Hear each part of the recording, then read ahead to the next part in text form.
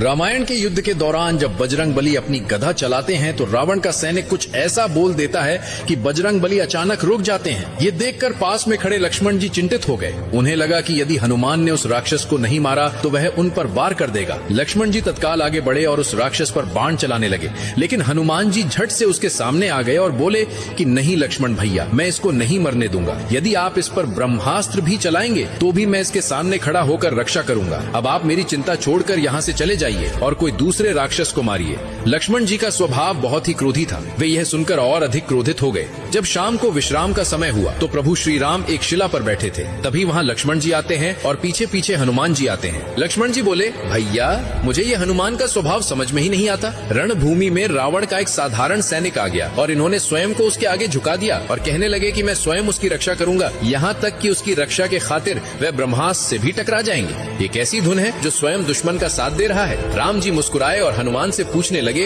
हनुमान क्या हुआ तुम्हारे बल बुद्धि को?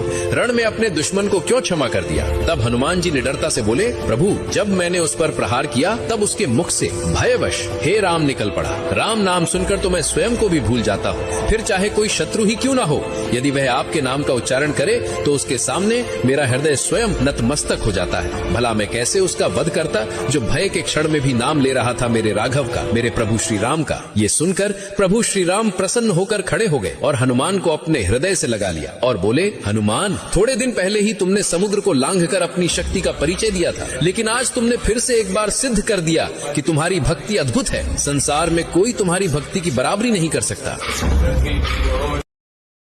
Download ShareChat.